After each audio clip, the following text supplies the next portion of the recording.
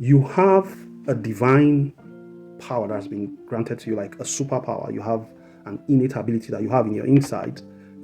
It comes naturally, or it came naturally to you as a human being, but you're not aware of it. You're not aware of the capacity of that ability that you carry in your inside, and that's the ability of speaking words, ability of speech, the ability to talk, the usage of words.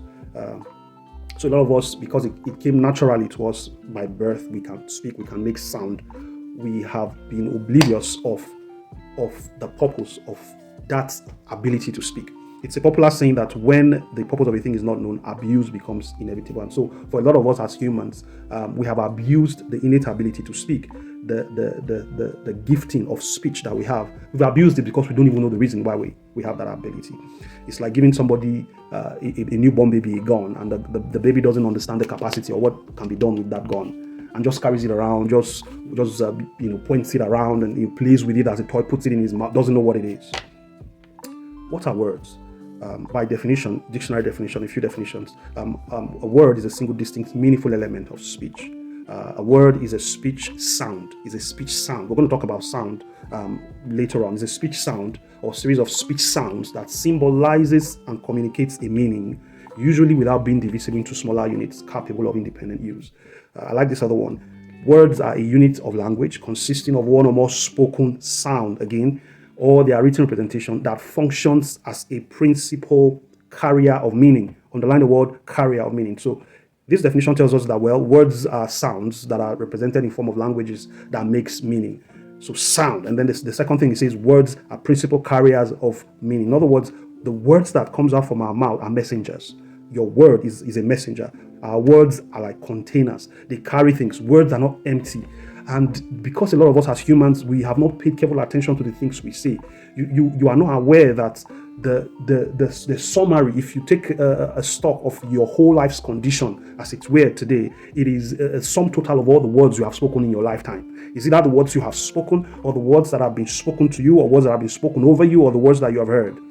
And you see, words are sounds that make meaning in different kind of words from different languages, sounds that make meaning. And then so you want to consider the concept of sound.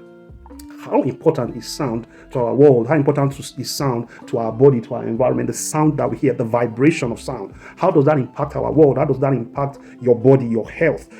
As we move on in this talk session, I'm going to be dwelling on this for a while. We're going to do some digging into sound and even some scientific evidence of how words and sound affect our environment, affects our body, affects natural elements around us, the words that we speak and the sounds that we make, right? So words are containers, words are messengers. Simple example, you are sitting in the sitting room of your house, and then there's somebody in your kitchen and you want a glass of water, and then the next thing you make a sound, you say something in form of a sound, and you call someone's name from afar in the kitchen and you say, get me a glass of water, and then before you know it, a glass of water is brought to your table. The question is, how did the glass of water get to your table? What made that happen? Was it the human mechanism? Yes, it was a human mechanism that brought the glass of water, but there was something that propelled the human mechanism to do that. These are everyday things we do and we take for granted. We don't understand the implication of the words that we speak. You said something, and because you said something, something happened. And the way it occurs in our physical realm, that is how it occurs in our spiritual realm. Another time, we're going to talk about the spiritual realm of a human being, because a human being is a spirit being that has a soul and lives in the body.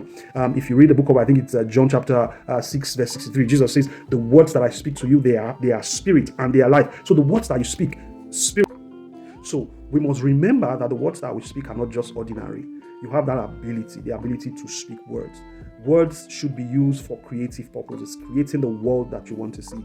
Everything God spoke, He saw. There was nothing that was created by God that was not spoken. And we know from scripture that the entire universe was created by words. And that is the gifting that you have, a natural gifting to use words. So the question I'd like to ask is, what have you been using your words for? What have you been doing with your words? This is a deep topic. We're going to be looking at it from different dimensions. This is just an introduction, just for you to be conscious, knowing that your word is a messenger, and your words would always produce according to His kind. Remember that. Leave it with us as I close. Your words would always produce according to His kind. It doesn't return back to you void. You must always remember that. And so watch out for the next section. We're going to go deeper into the concept of words and look at it from different perspectives. And I trust that you're going to be blessed.